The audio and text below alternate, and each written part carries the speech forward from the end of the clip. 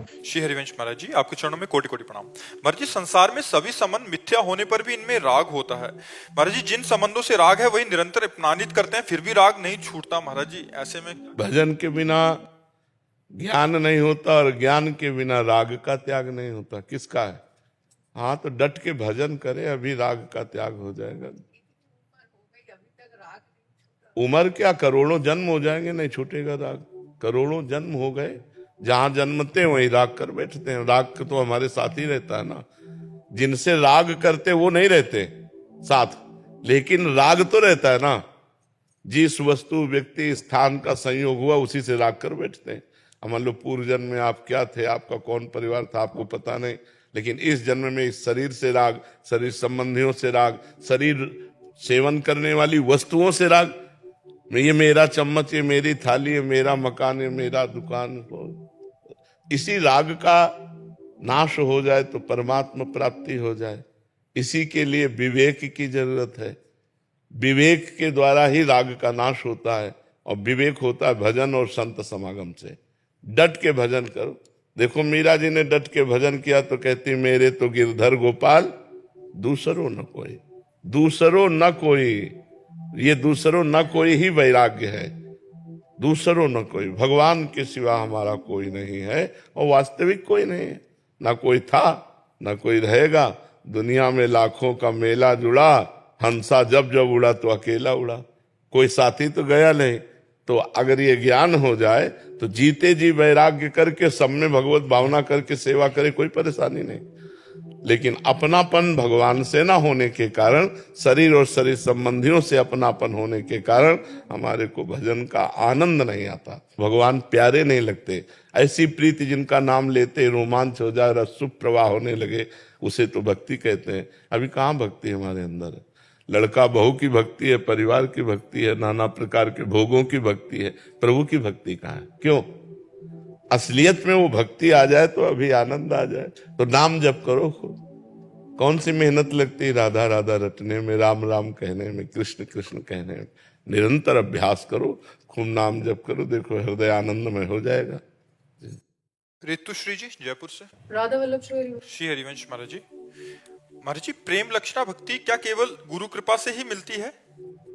नाम जप, लीला गायन, लीला श्रवण, भगवत चरण अरविंद की सेवा, और तन मन वचन से पूर्ण रूप से इष्ट देव के प्रति समर्पण, अन्य अभिलाषा कोई नहीं, श्री कृष्ण के प्रतिकूल कोई आचरण नहीं, तब प्रेम लक्षण भक्ति मिलती है।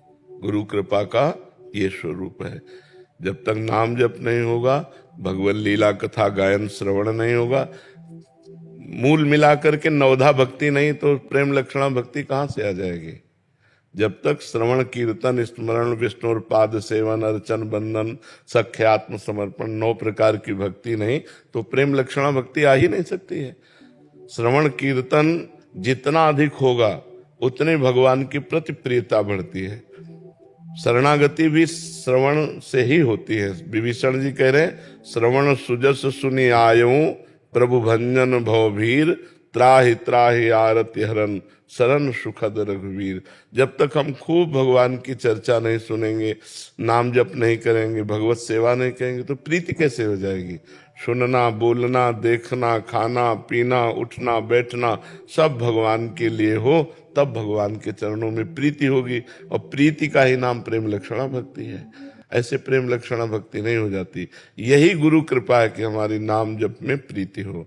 यही गुरु कृपा है कि हमारी भगवत कथा सुनने के लिए कान लालायित रहे।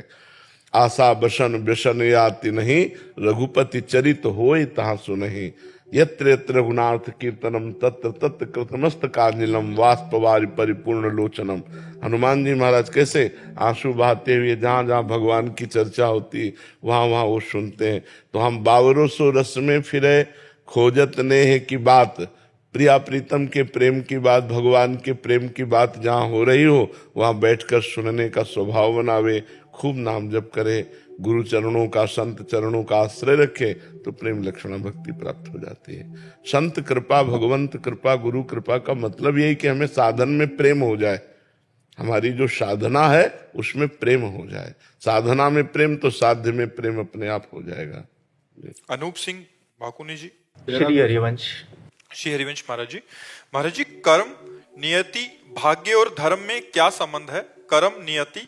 कर्म वर्तमान में किया जाता है, नियति जो पहले से भाग्य निश्चित हो गया उसे ही कहते हैं। भाग्य और नियति अलग अलग नहीं है।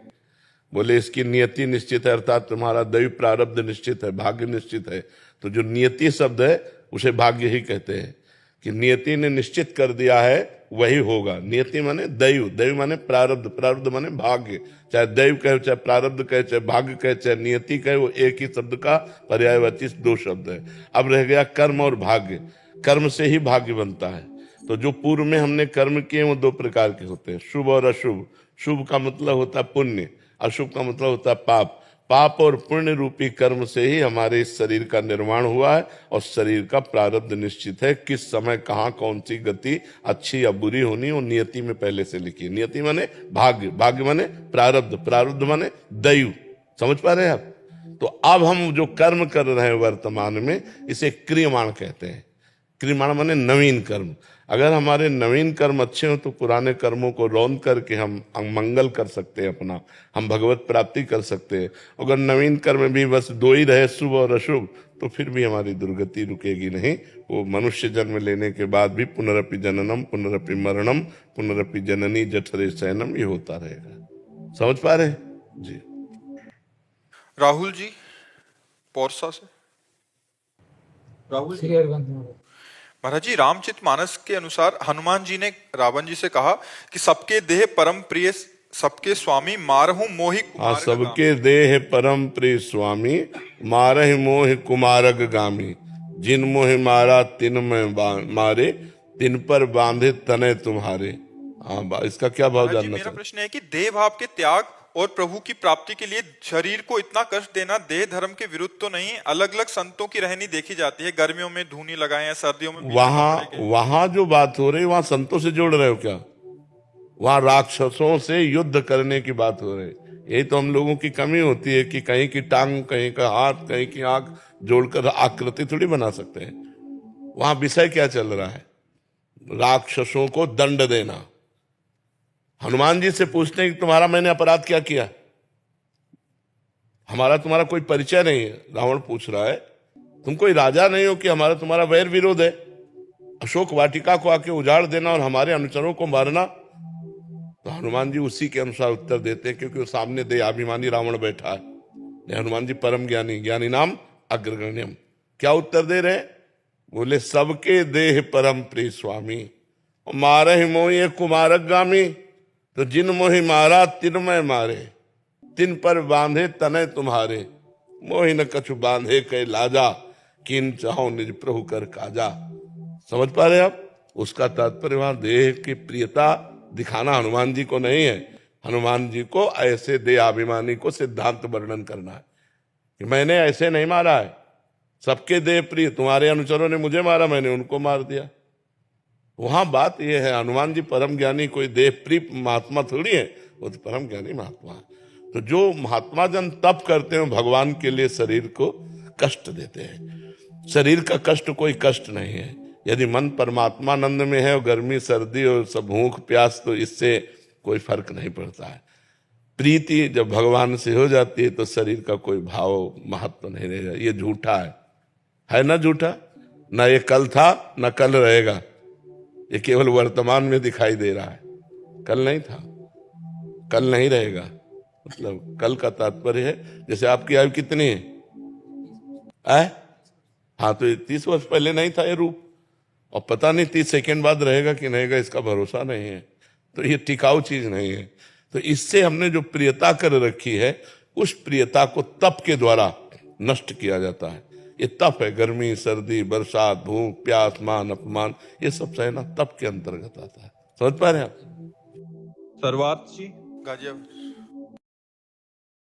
महाराज जी, एक बार आपने सत्संग में बताया था कि जैसे सोचोगे वैसा ही होगे। मैं रोज कहता हूँ हमारे माई श्यामा जी को राज, मैं जैसा भी हूँ श्री जी का हूँ, और अंदर से ये भाव रखता हूँ कि श्री जी ने इस अधम जीव को अहेतु की कृपा करके स्वीकार कर लिया। तो महाराज जी, क्या इस प्रकार मैं श्री जी के आश्रित हो जाऊंगा?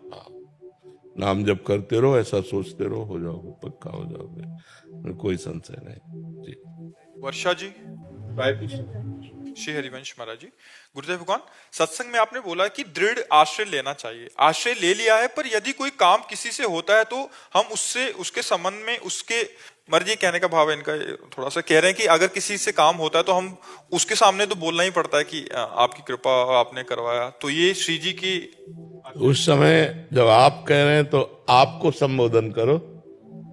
सामने व्यक्ति है और भाव में इष्ट है कि आपकी कृपा से हमारी समस्या का समाधान हो गया, हम बार बार आपको नमन करते हैं या बार बार कृतज्ञता प्रकट करते हैं। लेकिन आप हम व्यक्ति को ना बोले, हम प्रभु को बोले, अपने इष्ट को बोले, क्योंकि सब में वही विराजमान है। संबोधन व्यक्ति को कर रहे हैं लेकिन भावना इष्ट की कर रहे हैं, इसमें कोई अंतर। जैसे कोई व्यक्ति आया, आपने बड़ी कृपा की, आप आके दर्शन दिए, हमें बड़ा सुख मिला आपको, तो अब आप शब्द तो एक व्यक्ति का लग रहा है लेकिन हम अपने इष्ट को बोल रहे हैं, तो हमारा कोई अनन्यता में फर्क नहीं हुआ। आपने बड़ी कृपा की, आप बड़े करुणा में हैं, आपके दर्शन से हमें बड़ा सुख मिला। तो व्यक्ति अगर अपने को समझ रहा है तो वो समझा करे। हम तो अपने इष्ट से बोल रहे हैं, अपने परमात्मा से बोल रहे हैं, अपने श्री जी से बोल रहे हैं, अपने प्रभु से बोल रहे हैं जी।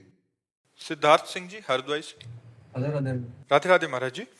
महाराज जी, जब भी किसी ग्रंथ या शास्त्र को पढ़ता हूँ या सुनता हूँ, उस दौरान मन में अनेक प्रश्न और तर्क उठते हैं। इसके समाधान के बिना यदि मैं आगे बढ़ने की कोशिश करता हूँ तो मन में और दुविधाएं उत्पन्न हो। इसीलिए कोई भी ग्रंथ स्वतंत्र रूप से पढ़ने के लिए नहीं कहा गया, गुरुमुख से सुनने के लिए कहा गया है। महापुरुष प्रथम सुने भागवत भक्त मुख भगवत वाणी। भगवत वाणी गीता जी, भागवत जी, ये भक्त के मुख से सुने तो जो तुम्हारे प्रश्न होंगे उनका समाधान तुरंत होता चला जाएगा। अब जैसे कोई ग्रंथ यहाँ हो रहा हो, अब किसी का भी प्रश्न उठे तुरंत समाधान होता चला जाएगा। अब अंदर अभी मलिन मन है, कोई निर्मल मन में प्रश्न नहीं उठता। जब बिल्कुल निर्मल मन हो जाता है तो उसमें कोई प्रश्नवाचक चिन्ह नहीं रहता, वो परमात्मा स्वरूप हो जाता है। तो जब तक थोड़ी मलिनता रहती तब तक प्रश्न रहते हैं, और जब तक प्रश्न रहते हैं संशय आत्मा, तो वो संशय अशांति पैदा करता रहता है। और हमारा शास्त्र स्वाध्याय या साधना का फल है शांति, तो हमें चाहिए किसी महापुरुष के सानिध्य में ग्रंथ का एक बार श्रवण करें, या जो प्रश्न हो उनको लिख लें, किसी महापुरुष से उनका समाधान कराते चले, तभी हमारी चित्तवृत्ति परमात्मा में आगे बढ़ेगी। महाराज जी, मेरा एक प्रश्न था शास्त्र पढ़ते समय, जैसे यदि सब भगवान की लीला है तो क्या दूसरों के साथ बुरा करना भी भगवान की लीला मानी जाएगी? और यदि ऐसा है तो लोग, यदि आप दूसरों के साथ बुरा करते हैं तो भगवान के भक्त ही नहीं है, आप परमार्थ के पथिक ही नहीं है, तो आपका प्रश्न ही नहीं बनता है। भगवान की सब लीला है, ये वो कह सकता है जो भगवान को प्राप्त है या भगवान को प्राप्त करना चाहता है। जो पापाचरण, किसका प्रश्न है? जो पापाचरण करेगा तो भगवान की लीला में नरक भी है, भगवान की लीला में जेल भी है, भगवान की लीला में पुलिस भी है, भगवान की लीला में डंडा भी है। तो स्वीकार करो ये डिपार्टमेंट, ये भी तो डिपार्टमेंट है भगवान का। बुरा जो कर रहा है वो सोच ही नहीं सकता कि भगवान की लीला है, और जो सोचता है भगवान की लीला का वो बुरा कर ही नहीं सकता है। विचार करो, अब जैसे ये नाम जब कर रहे हैं, ये बुरा कर सकते हैं क्या? हृदय की स्थिति हो, जैसे हम इसलिए बोला बच्चा, तो जैसे लोग कह देते हैं भगवान की इच्छा के बिना पत्ता भी नहीं हिलता है। आपकी इच्छा ना हो तब आप ये बात कह सकते हो भगवान की इच्छा के बिना पत्ता नहीं हिलता। यदि आप इच्छाओं के जाल में फंसे हुए हो तो आपको बोलने का अधिकार नहीं है। ये इच्छा रहित महापुरुष कहता है भगवान की इच्छा के बिना पत्ता नहीं हिलता। तो भगवान की इच्छा सर्व मंगलमयी होती है, कभी किसी का मंगल नहीं होता। मंगल भवन अमंगलहारी। अपनी इच्छाओं का जिसने दमन कर दिया, अपनी इच्छा को जिसने वाहेगुरु भगवान की इच्छा में मिला दिया, वो ये देखता है कि चराचर जगत भगवान की इच्छा से चल रहा है, और जो ये देखता है भगवान की इच्छा से चल रहा है उसमें इच्छा होती नहीं, इसलिए उससे कभी पाप होते ही नहीं। समझ पा रहे आप? अजय सिंह जी। महाराज जी, आपके चरणों में कोटि कोटि प्रणाम। महाराज जी, आपका सत्संग सुनने में से जीवन में बहुत परिवर्तन आया है। महाराज जी, मैं राधा नाम जप करता हूँ। महाराज जी, मेरा प्रश्न है कि संसारिक इच्छाएं जब समाप्त होती हैं तो तब कैसा होता है? मेरी इच्छाएं समाप्त हो रही हैं, उससे कहीं मेरा अहंकार तो नहीं बढ़ रहा? महाराज जी, मुझे कैसे पता लगेगा? पेट भरता है तो पड़ोसी नहीं बता लिया था अपने को अनुभव हो जाता है ना कि हमारा पेट भर गया। ऐसे ही जब हमारी इच्छाएं, अभी इच्छाएं शांत चले, अभी इच्छाएं परमात्मा प्राप्ति के बाद शांत होती हैं असली में। जब परमात्मा बोध हो, जिसके प्राप्त होने के बाद कुछ प्राप्त करना बाकी नहीं रहता, और जब तक परमात्मा प्राप्ति न हो तब तक धोखा हो सकता है। अपने मन पर विश्वास न करे, नहीं